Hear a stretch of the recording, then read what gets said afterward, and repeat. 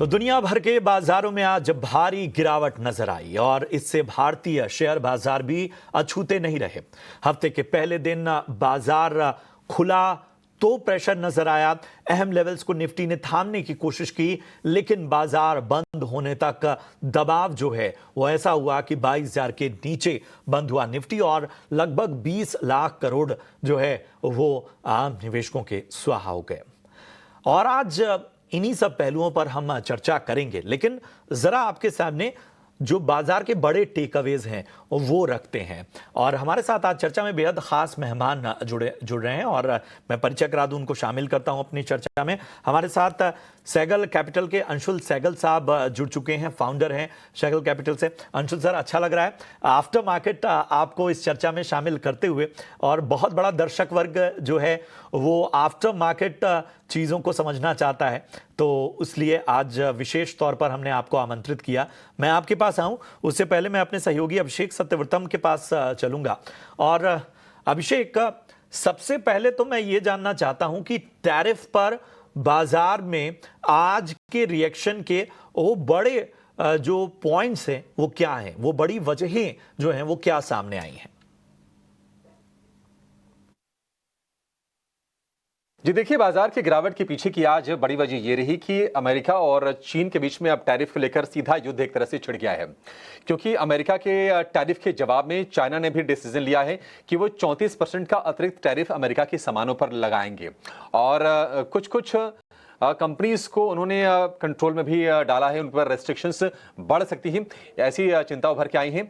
तो उससे टेंशन ये है कि शायद ग्लोबल सप्लाई चेन को लेकर असर पड़े और उसके चलते दुनिया भर के बाजार टूट रहे हैं। आज हमने एशियाई बाजारों में भारी गिरावट देखी।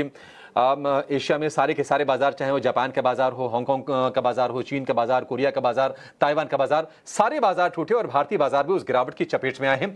हालांकि लोअर लेवल से थोड़ी सी बाइंग भारत में जरूर आई है और दिन के निचले स्तर से निफ्टी करीब 400 अंक ऊपर और निफ्टी बैंक की बात करें तो करीब 800 अंक ऊपर जाकर बंद हुआ। बावजूद उसके 3% से ज्यादा हमने दोनों के दोनों इंडेक्स में आज के सत्र में कमजोरी देखी है। देखिए, टेंशन ये है बाजारों को कि डोनाल्ड ट्रंप ने जो कुछ किया है टैरिफ को लेकर वो तो किया ही है, लेकिन आगे उनके रुख में मंदी किसी नरमी के संकेत मिल भी नहीं रहे हैं। जेरोम पावेल जो कि यूएस फेड के चेयरमैन, उन्होंने आगाह किया है और यह कहा है कि इसके चलते इन्फ्लेशन बढ़ सकता है, ग्रोथ में कमी आ सकती है। लेकिन ट्रंप ने उनको सीधे तौर पर यह कह दिया कि आप देखिए, पॉलिटिक्स में मत पड़िए, आप रेट काटिए। तो थोड़ी सी अनिश्चितता वाली स्थिति है। अमेरिका की ग्रोथ को लेकर अनिश्चितताएं हैं, यूएस फेड के रेट कट को लेकर अनिश्चितताएं हैं और ये सारी अनिश्चितताएं दुनिया भर के बाजार पर भारी पड़ रहे हैं। और आज भारतीय बाजार में निवेशकों ने करीब 18 लाख करोड़ रुपए गवाए हैं। इतना जोड़ने में कई बार कितने सत्र निकल जाते हैं, लेकिन आज की कहानी भारतीय बाजार की ये रही है कि टैरिफ वाली टेंशन है, बनी हुई है और एशिया में आज भारत समेत सारे के सारे बाजारों को परेशान किया है। बिल्कुल अभिषेक, अब सवाल उठता है कि यहां से बाजार के लिए अब क्यूज क्या है, संकेत क्या है? देखिए, बाजार की चाल का अंदाजा लगाना बहुत ही मुश्किल है, क्योंकि बाजार वोलेटाइल बहुत हैं। ट्रंप क्या कहेंगे, क्या करेंगे, उसको लेकर थोड़ा सा तनाव है और चीन के अगले कदम क्या होंगे यह भी देखने वाली चीज होगी। तो थोड़ा वेट एंड वॉच वाला माहौल है और ऐसा लग रहा है कि टैरिफ को लेकर तनाव अभी कुछ सत्र तक और बनी रहेगी। होगा ये कि अब देखिए, वैल्यूएशंस भी काफी सप्रेस हो गए हैं, बाजार काफी करेक्ट हो चुका है, तो थोड़े निचले स्तर पर निवेशक एक्टिव होंगे, लेकिन अनसर्टेनिटी बाजार में बनी रहेगी। बाजार में रिकवरी कब आएगी? रिकवरी तब आएगी जब ट्रंप के रुख में नरमी के संकेत आएंगे या फिर भारत के मैक्रोज और ज्यादा यहां से स्ट्रांग हो जाएंगे। आरबीआई की पॉलिसी पर बाजार की नजर है। अगर आरबीआई की तरफ से रेट कट का तोहफा मिल जाता है तो एक ब्रीदर वहां से मिलेगा। और अर्निंग सीजन पर नजर बाजार की है। Q4 की अर्निंग्स बड़ी इंपॉर्टेंट है। अगर अर्निंग्स अच्छी आती हैं तो फिर बाजार में आपको रिकवरी की उम्मीद करनी चाहिए। देखिए, 9 अप्रैल को आरबीआई की जो पॉलिसी आएगी, 4.5% रेट कट की उम्मीद बाजार करके चल रहा है। अगर कोई सरप्राइज आता है, मान लीजिए आधे % का आ गया, तो फिर जाके थोड़ी सी और संजीवनी का बाजार के लिए काम करेगी। लेकिन अगर यहां से किसी को अगर अपने फोकस में स्टॉक्स को रख के चलना है, सेक्टर को रख के चलना है, तो जो रेट सेंसिटिव हैं, बैंकिंग हो गए, फाइनेंशियल्स हो गए, ऑटो में हमने देखा है कि काफी शार्प फॉल आया है, रियल एस्टेट वाले शेयर भी टूटे हैं। शायद इसमें एक रिकवरी बन सकती है, इन पर नजर रखने की जरूरत है। लेकिन आईटी, फार्मा, मेटल, ये वो शेयर हैं जिनका ग्लोबल लिंकेज है। इनसे थोड़ा दूरी बना के रखें, जब तक स्थिरता नहीं आती है तो दूरी बनाकर रखना ही बेहतर होगा। एक और चीज ये है कि क्या अमेरिका और चीन की लड़ाई में जो एफआईआईज हैं उनका रुख भारत की तरफ होगा, ये देखने वाली चीज होगी। ऐसा हो भी सकता है, और अगर ऐसा हुआ तो बाजार को थोड़ा सपोर्ट हम एफआईआईज के फ्रंट पर भी देख सकते हैं। और एक अच्छी चीज ये भी हो रही है कि क्रूड नीचे आ रहा है। हालांकि देखिए ग्लोबल ग्रोथ की चिंता है, उसके चलते क्रूड गिरा है, लेकिन हम अपनी जरूरत का अब ज्यादातर हिस्सा क्रूड इंपोर्ट्स करते हैं, तो उस लिहाज से एक ये राहत की चीज होगी कच्चे तेल का गिरना, और ये बाजार को थोड़ा सपोर्ट दे सकता है। लेकिन ओवरऑल ये है कि थोड़ा कॉशियस अप्रोच बाजार में रखना चाहिए। जब तक स्थिति साफ न हो जाए, आपको तेजी करने से बचना चाहिए। वहीं तेजी करिए जहां पर आपके फाइनेंशियल एडवाइजर आपको भरोसा दिला रहे हैं। रिसर्च कीजिए, पढ़िए, लिखिए, लेकिन अगले 4-5 दिन कम से कम अभी भी बाजार में अस्थिरता वाला ही माहौल देखने को मिलेगा। शुक्रिया करेंगे अभिषेक का तमाम इन तस्वीरों को, बाजार की इन बड़ी बातों को हमारे सामने रखने के लिए। और जाहिर सी बात है कि ये बाजार के लिए स्थितियां बहुत बेहतर तो नहीं हैं। अंशुल सर, मैं चर्चा में आपको शामिल करना चाहता हूं। ट्रंप ने टैरिफ की टेंशन पैदा की। पहले कहा जा रहा था कि ये प्रेशर टेक्निक हो सकती है, नेगोशिएटिंग टेबल पर वो तमाम देशों को लाना चाहते हैं, लेकिन यहाँ रियायत कुछ नहीं है। उल्टा अब चीन से रिटेलिएशन का जो पूरा प्रेशर था वो किस तरह से दुनिया भर के बाजारों में नजर आया, क्योंकि टैरिफ वाली बात तो बाजार शुरू में एब्जॉर्ब कर रहे थे, लेकिन ये रिटेलिएशन बाजार ने किस तरह रिएक्ट किया ये आज हमने देखा। आपकी पहली टिप्पणी सर, कैसे देख रहे हैं यहां से बाजार को? ये स्थितियां कितनी चिंताजनक बढ़ती जा रही हैं? क्या ट्रेड वॉर की तरफ धीरे धीरे और गंभीर होती जा रही स्थितियां? नमस्कार प्रशांत, अच्छा लग रहा है आपसे बात करके। अगर आप इस सिचुएशन को थोड़ा सा दूर हट के देखेंगे तो आपको ये समझ आएगा कि एक तीर से दो निशाने करने का जो अमेरिकन एस्टेब्लिशमेंट है उनका ये एक अटेम्प्ट है। वो दो निशाने क्या हैं? एक निशाना तो ये है कि ट्रंप साहब पिछले 40 साल से कह रहे हैं कि अमेरिका को बाकी सारे देश लूट रहे हैं। वो अपनी तरफ तो अमेरिका के प्रोडक्ट्स के लिए टैरिफ लगा देते हैं, हमारे को और हमारी मार्केट उनके लिए फ्री है। ऐसा नहीं होना चाहिए, वो बैलेंस होना चाहिए। वो चीज वो बैलेंस करना चाह रहे हैं, इस वजह से वो रेसिप्रोकल टैरिफ्स उन्होंने लगाए हैं, जिससे कि उनके प्रोडक्ट्स बाकी कंट्रीज में भी बिके और उनकी मार्केट की जो स्ट्रेंथ है उसको वो यूज करके बाकी कंट्रीज में अपनी मैन्युफैक्चरिंग बेचे। और इसका बेनिफिट अमेरिका में मैन्युफैक्चरिंग वापस आने से होगा उनको, ऐसा उनका मानना है।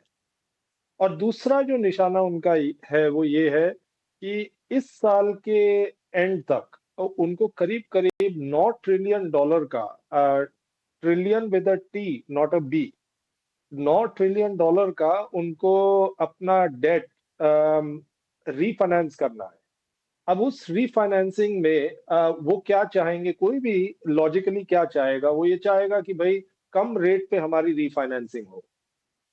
जब वो आए थे पावर में तो करीब करीब जीसेक 5% के आसपास होता था, अभी वो 4% के नीचे चला गया है। ट्रंप साहब ने अपना जो रीफाइनेंसिंग है वो 1% से कम कर दिया है। और आप मानेंगे कि 1 बेसिस पॉइंट जो कम होता है इंटरेस्ट रेट अगर अमेरिकन फंडिंग का, तो उनको $1 बिलियन का फायदा होता है। 100 बेसिस पॉइंट मतलब 1% कम होना, इससे उनको करीब करीब $100 बिलियन का फायदा हुआ है। तो उन्होंने ये दोनों निशाने अपनी आंख के सामने रख के तीर चलाया है। और इसका जो इसकी वजह से जो भूकंप आया है वो दुनिया में आया है। लेकिन हमें ये लगता है कि क्योंकि उनकी कैलकुलेशन में ये बिल्ट इन था कि हम चाहते ही हैं मार्केट बिल्ड करे कि हमारी इकोनॉमी स्लो हो रही है, जिस वजह से हमारा डेट ठीक भाव पे रिफाइनेंस हो। इस वजह से ये टेम्पररी सिचुएशन है, ये परमानेंट नहीं है। और अमेरिका जिस तरह लिक्विडिटी को टाइट करता है उसी तरह ईज भी कर सकता है। इसके चलते इस समय जो भाव मिल रहे हैं हमें लगता है वो काफी अट्रैक्टिव है। और यहाँ से अगले 2 से 3 साल में ये जो सिचुएशन है हम भूल चुके होंगे। हम कहेंगे पीछे देख के कि काश उन भाव पे हमने मार्केट में इन्वेस्ट कर दिया होता।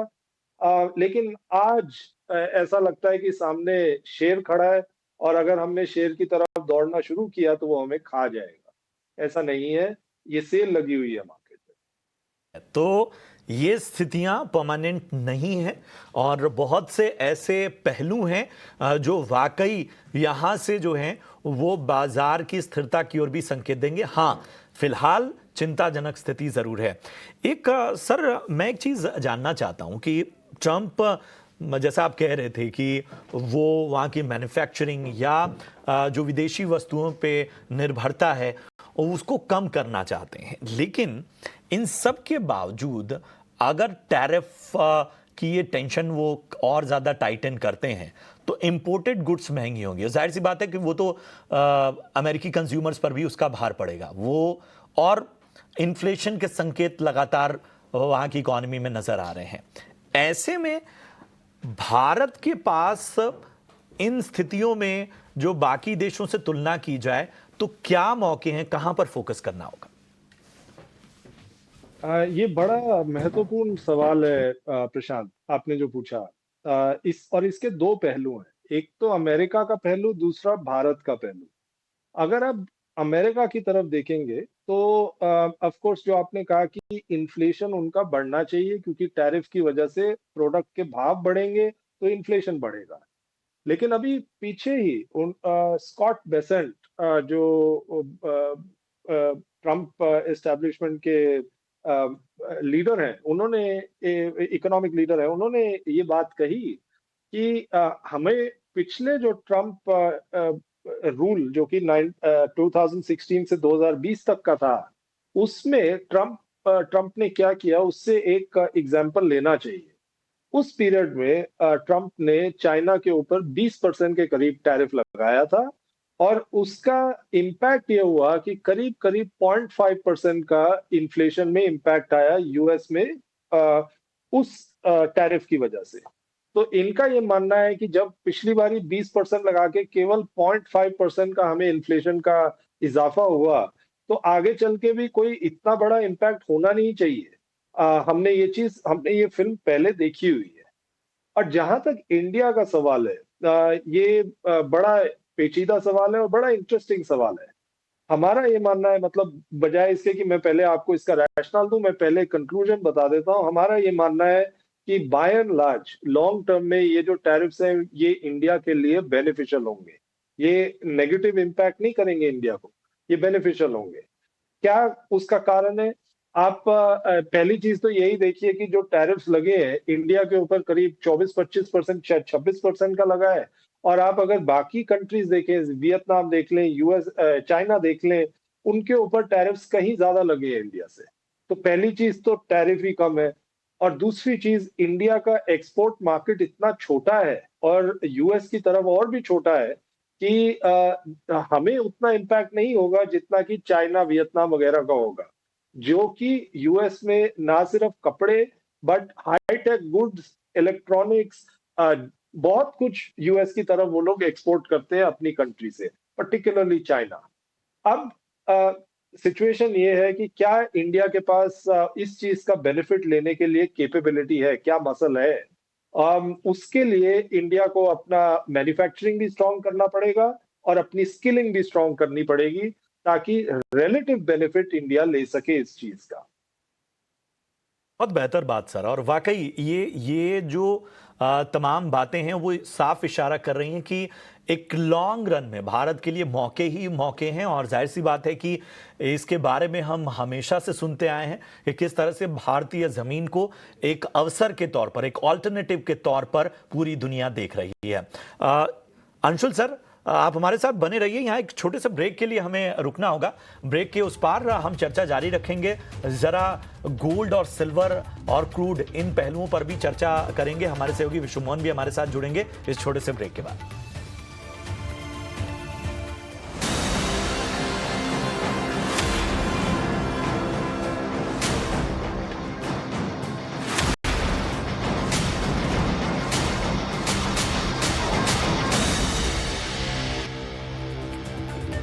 स्वागत है आपका हमारी इस खास पेशकश में। तस्वीर और इंफॉर्मेशन के जरिए हम तमाम चीजें आपके सामने दूध का दूध और पानी की पानी की तरह रख रहे हैं। एक्सपर्ट के ओपिनियन भी आपके सामने रख रहे हैं। मेरे सहयोगी विश्व मोहन और मेरी सहयोगी कविता थपलियाल इस वक्त हमारे साथ जुड़ गए हैं। बारी बारी से इन दोनों के पास चलेंगे और सबसे पहले विश्व मोहन के पास हम चलेंगे, खासतौर पे जो गोल्ड सिल्वर की दुनिया है वहां पर क्या कुछ हो रहा है और आंकड़े क्या कहते हैं वो जानने के लिए, और कविता से रिटेल इन्वेस्टर और एसआईपी नंबर्स और बाकी चीज़ों के बारे में जानेंगे। तो सबसे पहले विश्व मोहन, मैं आपके पास आना चाहूँगा। जब भी दुनिया में बेचैनी बढ़ती है, गोल्ड पर भरोसा बढ़ता है, यही अब तक के आंकड़े कहते हैं। बताइए, नंबर्स बताएंगे तो शायद ज़्यादा यकीन पुख्ता होगा। डेफिनेटली अब जब भी इस तरह की आपदाएं आती है तो एक बड़ा अवसर होता है सोने में निवेश को। मैं कुछ आंकड़े आपके साथ शेयर करना चाहता हूं। मैं यहाँ सोने की चाल का S&P 500 की चाल के साथ कंपेयर हमने किया है। जब भी इस तरह की आपदाएं आती है, पिछले 25 साल की हिस्ट्री के बारे में मैं आपको बता रहा हूं। सबसे पहला जब .com बबल आया था, उस दौरान S&P 500 में करीब 49% से ज्यादा की गिरावट दिखी थी इस दौरान, जबकि सोने में 22% की तेजी देखने को मिली थी। फिर दूसरा आपदा था साल 2008 का, जहां पर सब प्राइम क्राइसिस के दौरान S&P 500 में 58% की भारी बिकवाली देखने को मिली थी और उस दौरान सोने में करीब 40% का उछाल देखने को मिला। फिर तीसरा कोरोना, आपको याद भी होगा, कोरोना के दौरान शुरुआती दौर में तो सोना भी गिर रहा था, लेकिन बाद में सोने में जबरदस्त तेजी आई, जबकि उस दौर में 2020 में करीब 36% S&P 500 में गिरावट दिखी थी और सोना चल गया था 33%। वन वे रैली गोल्ड में बाद में दिखी थी। फिर हाल में इस बार का देखे, ट्रंप के आने के बाद से जनवरी से मार्च के दौरान हमने देखा कि सोने में करीब 20% से ज़्यादा की तेजी अब तक आ चुकी है एक ही क्वार्टर में, और S&P 500 ट्रेड वॉर के कंसर्न से अब तक 22% से ज़्यादा टूट चुका है। तो जब अब इस तरह की आपदा के एक मौके भी पैदा करता है गोल्ड के मार्केट में, और ये हमने हिस्टोरिकली देखा है। मैं ये नहीं कह रहा कि इस तरह की तेजी आगे भी आएगी, लेकिन अब तक यही हुआ है। और अभी क्या आगे तेजी के फैक्टर्स हैं या नहीं, तो एक्सपर्ट्स को यही लगता है कि ज़्यादातर फैक्टर्स हैं वो गोल्ड के सपोर्ट में। पहला तो ये है कि जियोपॉलिटिकल कंसर्न बरकरार है, ट्रेड वॉर बड़े लेवल पे बढ़ गया है, चीन से जवाबी टैरिफ के बाद से ट्रेड वॉर और बढ़ने की संभावनाएं हैं। D dollarisation,